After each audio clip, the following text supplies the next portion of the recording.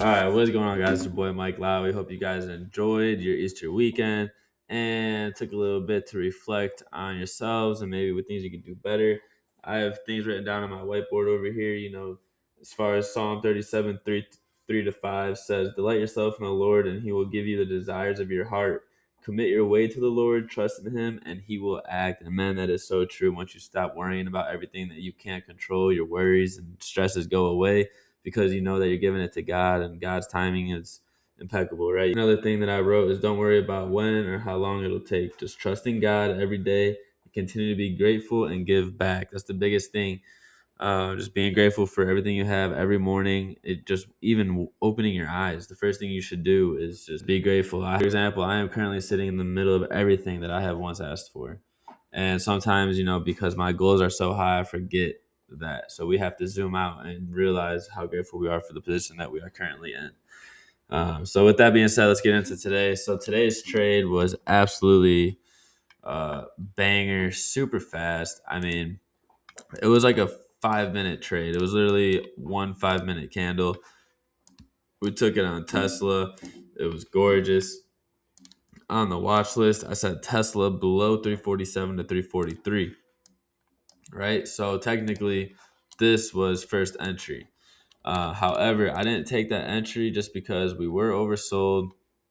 This was a potential balance point. So let me show you what I told you guys this morning. This is that A plus B equals C. I'm going to show you A right now. If you guys are with me right now, right, you got to watch 345 still. So watch 345 for that bounce. But I do think that, this is all untested right here. So price never came back down to fill this area before we went higher. So this could be a great play, right? Like taking the trade on this breakout is going to be a little more risky, only because we want to see, right? What we want to see is break. This will be our first bounce, retest. What is that? Retest, and then down to our full level, right? And potentially break straight through. And then that's actually exactly what happened. So we broke right through this and went down to that next level. So technically we could have went 347 all the way to 340. The reason why I didn't do that is because SPY was currently bouncing off this support, also oversold. We were oversold. So I don't like to necessarily go short into a sell zone, or into a demand.